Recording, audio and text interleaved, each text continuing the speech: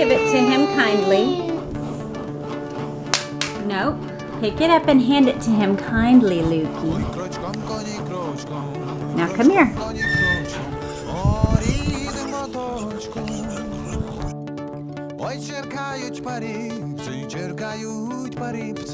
Oh man, I made the mistake of staying to fill up the water pans. And now these big, heavy raindrops are coming down. Ah! No. Oh man, I am soaked. So much for being ready to go for my trip. I'm going to drop the boys off at my parents' house. I wasn't expecting to go through storms today.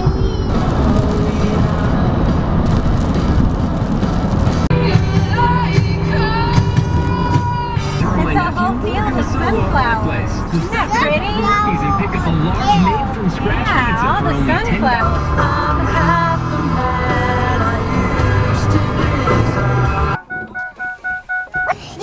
Okay. Give Mama hugs. Give Mama hugs, guys.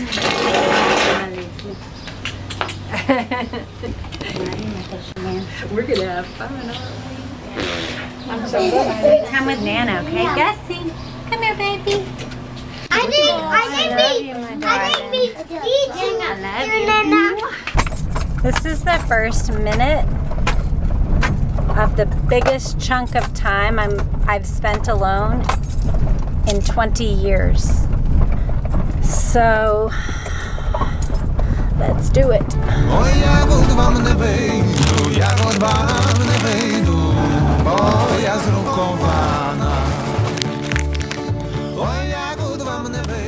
When I decided to go ahead and do this time alone, I knew that what I needed was to choose things that were for my health and for my good. And so that's why I'm including things like fasting. For me, I've been pregnant or nursing for like more than 18 years, almost 19 years. I haven't been alone in 20 years. For all those years when I was pregnant or nursing, I almost never got to do extended fasting, even though for me, I've found that that's something that strengthens my communion with God. I've heard, and I don't know how accurate this is, but it sounds right, that godliness, we often associate it with decision making, like he's godly because he obeys all the rules or does all the things right, and that's not really the closest or best meaning. That godliness actually means like walking with God, that would be a better rendering of what godliness means. I think it's important to walk with God, and one of the things that I'm going to try to do throughout this whole trip is call to mind that I'm not alone, that God is real, that He is good, that He is wise, and that He's with me. Sounds really simple, but that's the goal. I used to question sometimes whether the idea of self-care was modern and selfish, and I think it can be that. I've even written articles about it, I'm sure. I remember writing some things about it. Someone recently that's helped me to kind of put this in perspective, I feel like, is Jordan Peterson. He has this book out, 12 Rules for Life, and you know, I haven't read all of it. I have listened to a lot of his talks. I seem to have more brain power for listening right now rather than for reading, especially heady things. One of his rules is take care of yourself as if you are someone that you're responsible for caring for.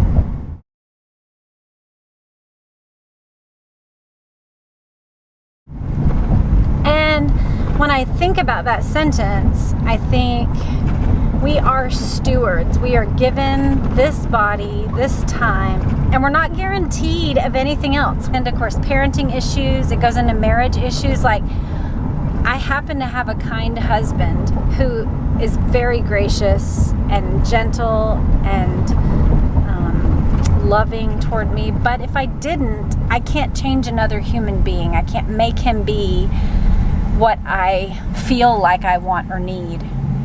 I can't make my kids be everything that I think they should be or that I might have thought they would be. I can't guarantee any of that. The one thing that I am definitely a steward of is me. I know what I'm thinking. I'm accountable for my own actions. I wake up and I get to pick, and honestly, lately I haven't been picking very well. I'm not talking about vlogging. Vlogging has actually helped me to regain a sense of creativity and meaning, but I've been playing too many video games lately, and I've been zoning out. Not that I'm not responsive to my kiddos. I do interact with them, and I respond to their needs, and I'm available when they have questions or need something or want to do something or need my input about something. But I think I've been using it as a easy off-ramp, and there's a sense of ease and mental silence that really appeals to me. But I've got to figure out what to do about it because it's taking over too much of my time. And you know, the Bible says, like, do not be mastered by anything.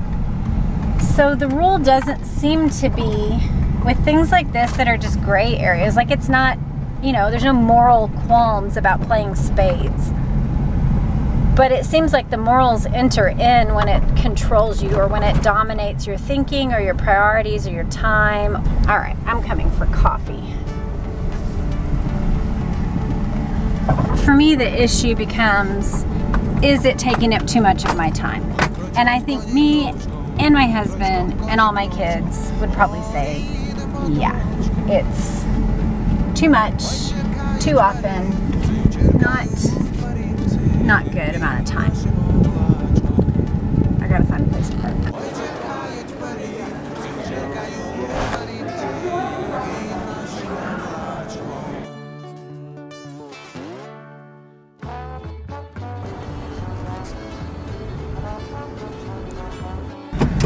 Okay, one quick thing about silence. I was just sitting in there waiting for my coffee. There was some sort of like employer trainee or something going on. It took a while, a lot longer than normal. 16 minutes or something like that. So that feels a bit long for me for just going to get one cup of coffee. I was sitting there, I texted with Doug real quick just to let him know what I was doing and where I was, and that I had just dropped the boys off and stuff. I checked Twitter, and then I went to CNN, and it took me going to CNN to go, wait a second, I'm not supposed to be doing this. So, just like 14, so then I put my phone away, but I'm realizing that like silence is something that I've become bad at, but I used to really enjoy it. I used to enjoy people watching and just quiet. I would go for walks by myself a lot in college and just like observe. I've just had 30 minutes of quiet, but in that quiet, thoughts have come, word pictures have come. It's funny, whenever I'm home and I feel overwhelmed, I've shared, I will sometimes use games, or sometimes I rightly, I think, use nap time or that kind of thing to have some quiet, but sometimes it's escapism. I still haven't gotten really good at telling the difference. I want to get better at that. When I'm home, it's like my brain is like anything to quiet the loudness of the kids. The last few years I've had migraines that are often noise induced, and so I've gotten to where once I start to feel just the littlest blip of it, I developed habits of being alone that served those needs. They kept me from getting migraines and they let me nurse my baby. And now stepping back into the fray and stepping back into the noise just feels very overwhelming to me. It has felt this way for about a year. But now my baby is 2. And I'm not still physically healing from that. I am sleeping more regularly. So I need to rethink that, because what I'm noticing when I get out here is that the minute I get away from my kids, I'm thinking about my kids. I got between 2 like cars that my oldest sons would have been geeking out about, you know, like an Audi that was like super nice, and now I hear all these things about supercars, and this one's worth $300,000 and some odd dollars, and there's only 400 of those in the world, and anytime they have a car to geek out about, I hear about it. And so I'm sitting here away from my kids, and within the first 30 minutes I'm like thinking about my kids.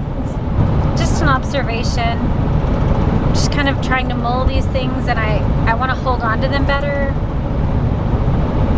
I want to think through my habits. One other thought is that Kanye West is a very fascinating person. I'm clearly not the only person that thinks so.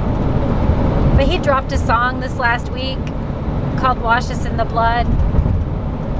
Heads up if you're of a conservative Christian mindset, this one does have some graphic images, sexualized dancing. I really love his heart and what I see him doing, because it seems like even in the video, if you watch it, it's like he's grappling with the reality of violence and problems and drugs and over-sexualized behaviors and just all the things that have taken hold in his community and life. And then it seems to me that he's saying that the blood of Jesus is the thing that is and has been cleansing him from the grip of those powers in his life. But we all have that. One of the things that fascinates me about him is that he's pretty fierce, I think, about social media. He's pretty honest about how it affects him. And I want to be more mindful of the way that I am training my dopamine in my brain. I think, you know, we don't think about this enough, that the devices that we have, we think we're turning it on and we're choosing what we want to do with it.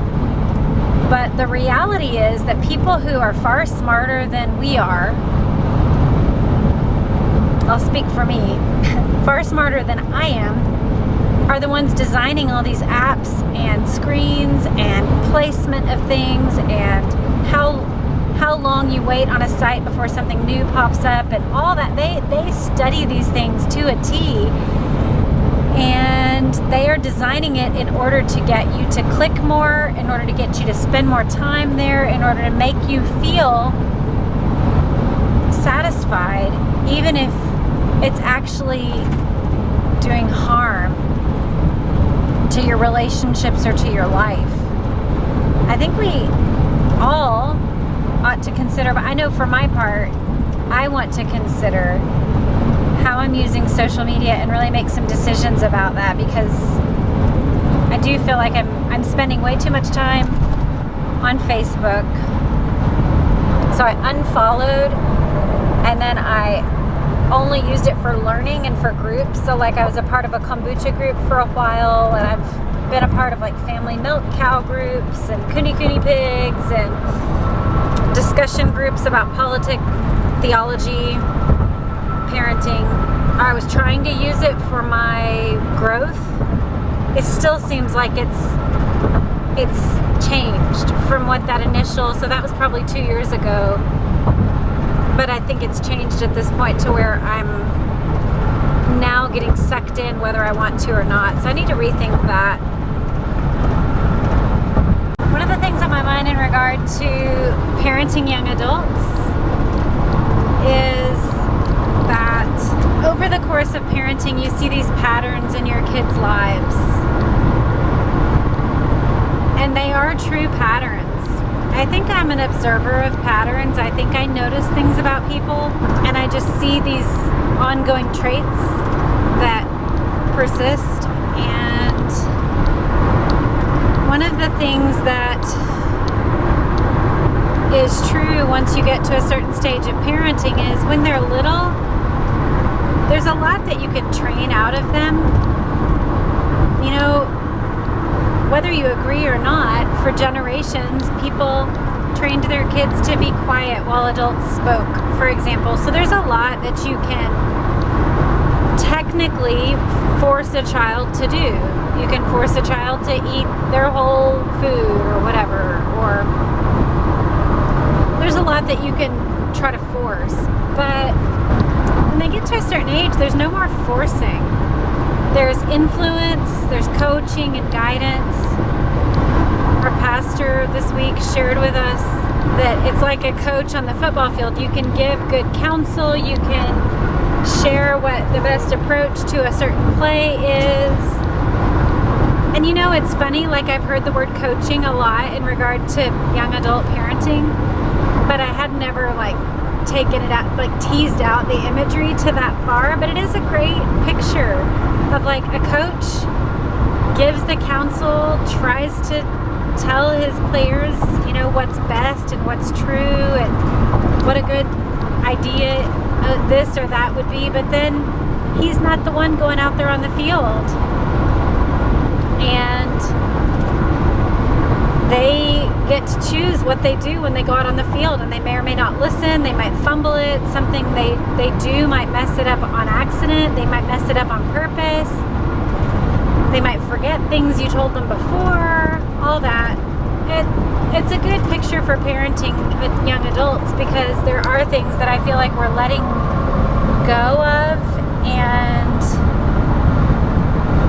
another friend of mine said, you know, I used to look at parents of young adults and think, oh, they're just not even doing anything. Like, they're just giving up and rolling over, and their son's doing this, that, and the other. And she said, now that I have a young adult, I realize there may be some private correction or rebuking or discussions happening, but ultimately I love my son, and I want what's best for him. But even more than that, I want he and I to have a good relationship, and I want to still be in relationship with him on the other side of all of this. Whatever choices he makes that are good, bad, or ugly, I still want to have a good relationship with him on the other side of it. That's a really hard perspective to keep when you're in the middle of stress or difficult relationship moments or deep disappointment or disrespect that can feel so much like a slap in the face. The older they get, the more they know about you, and it can feel really, for me at least, it can feel really disheartening, and I'm really quick to go along with whatever they say that's bad, because I'm like, it's true. Like, you're right. I have blown up in the past, or I have been irritable towards you, or I have, you know, expected a lot of you, or whatever. Anyway, it gets more complicated, and I never did think it would be easy. But I don't think I've ever watched another family go through the part of releasing their first child. I'm trying to think about that. I think most of the families I've known well have either been pre-release or post-release. So, I don't know, I often feel like I'm figuring things out as I go. This is Waco, Texas. This city is most known for David Koresh, the cult situation that didn't end well when I was in I think I was in junior high maybe. I remember hearing about it and then watching it burn that day. Regarding Kanye's new song, Wash Us in the Blood, one thought as I watched it, I've watched it now 6 or 7 times. maybe more like 10 at this point. I just learned about it yesterday or the day before, so that's actually quite a lot in a little bit of time. But one thought that comes to mind is that it seems to me like he's saying there's all these things in the Black community that take our focus and our attention and our stress and our anxieties and they contribute to who we are and the choices we make, and we end up incarcerated, or your whole life selling drugs, or he gives these images too of different decisions, video gaming and dangerous car things, and just all these things that can fill your mind and your life and affect who you are. And then everything kind of gets quiet at the end and comes down to a point, and he focuses in on his sweet little daughter innocently standing there with the Sunday service choir behind her saying, there's nothing too hard for God, nothing too hard. And I just texted this to Doug that I feel like we could all do that. We could take like 3 or 4 minutes worth of all the stressful things in our lives, all the things that we're tempted to feel terror about, or anger about, or fear, or anxiety, or stress, or bitterness, or humiliation, all the different things in our life where we feel like, Lord, I don't have any other choice. This is the situation of my life. I'm not a Black mother with a Black son who's ended up in jail because of the circumstances that he grew up in, but I am a mother whose son and sons make decisions based on the circumstances they're in, and not all good decisions. And we all are that way, and we all can say there are things in our lives where if we stop and focus on all the things, it just feels too overwhelming. It feels like I can't be anything other than what I am. And I love the message of just, Holy Spirit, come down, wash us in the blood, help us, Lord. There's nothing too hard for God. I love that. I don't know if you listened to the Jesus is King album, the first song opens up with the Sunday service choir singing, and it's almost like mid song, and then at the end of the album it cuts off in the middle of the song. So this song kind of echoes that, where the Sunday service choir is still singing. There's this picture of like God's people are continually praising him, and even amidst all the blips of life, that thing is true, that God's people are still praising him. He is still worthy of praise, and the things that they're saying are still true, that there's nothing too hard for God, nothing too hard. And I was just thinking about, what if we all made a 3 to 4 minute video of the things that are consuming our minds, vaccines, or masks or not masks, or presidential elections, or stress at work, or exhaustion with the kids, or a child who talks back, or a child that isn't breastfeeding well, or all the things that fill our lives. What if we took a 3 to 4 minute snapshot of that and just kept saying, Lord, wash us in the blood, help us, Holy Spirit, help us to see rightly, and then overlaying it all, reminded ourselves there's nothing too hard for God. There's nothing too hard for God. It's a good picture from my brother Kanye. It's blessed me today.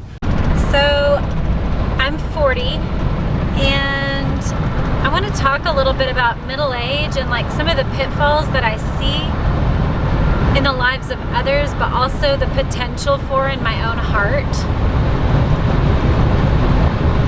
One of the pitfalls that I see is turning away from God, turning away from orthodoxy.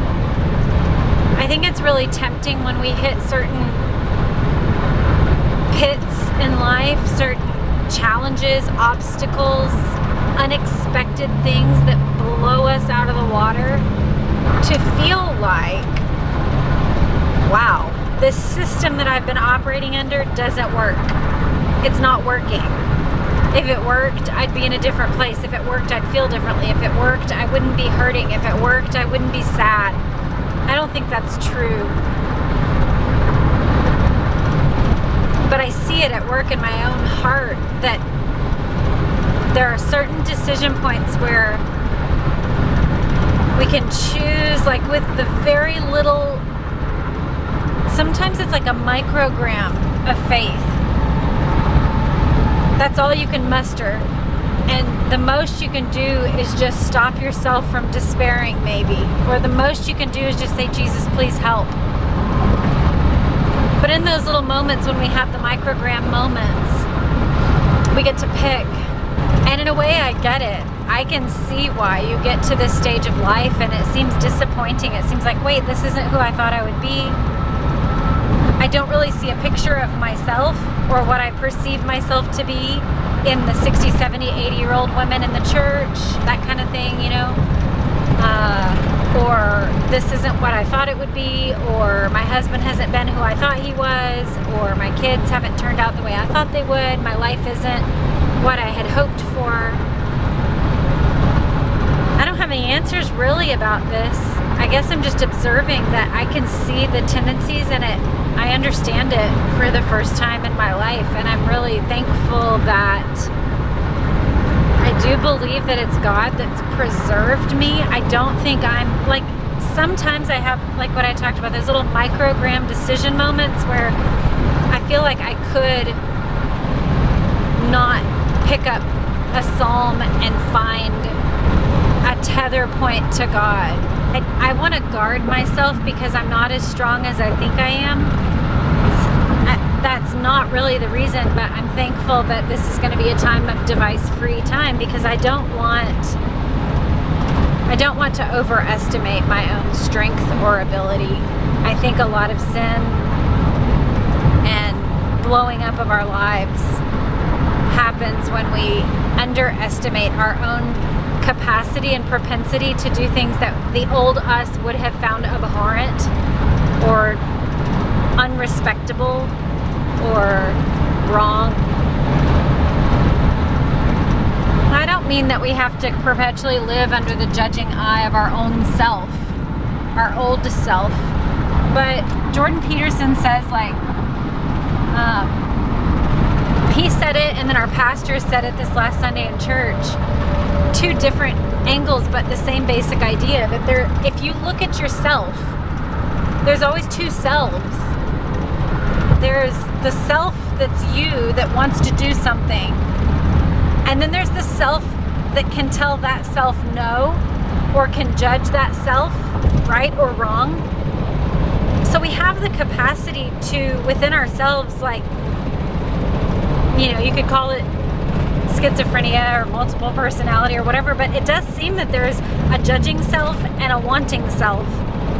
Whatever you give those names and whichever role they're taking at a given moment, it's just an interesting fact about us as humans that there are multiple facets to who we are. And I think a lot of people who are saying things like, I've just got to be true to me, or I've just got to, you know, do what feels right, I've got to do me, you do you, I'll do me. I think we have to, like, reckon with the fact that there's multiple me's. There's the me that wants to do what's right, what I know to be right within my deepest core, and then there's the me that wants to do other things. There's two me's. And from my part, whenever I get to pick in those microgram moments, I want to side with the me that's on the side of the biggest truth that I know. And the biggest truth that I have seen over and over again is that God is, that He loves, that He's wise, and that He's good, and that He's different from me. He doesn't always have the same inclinations that I have. He doesn't always side with the things that would feel most comfortable for me. And so whenever I have the choice in those microgram moments, I want to side with Christ against the self that is opposed to God. It's not always easy and I don't always do it, but that is what I wish to do. It's what I intend to do. That's what I hope to do with this weekend, to center my life again, to have a soul retreat where I come away by myself. That's what I want. I want to be reconnected, retethered to my maker and to my friend, and not forget the God that I love.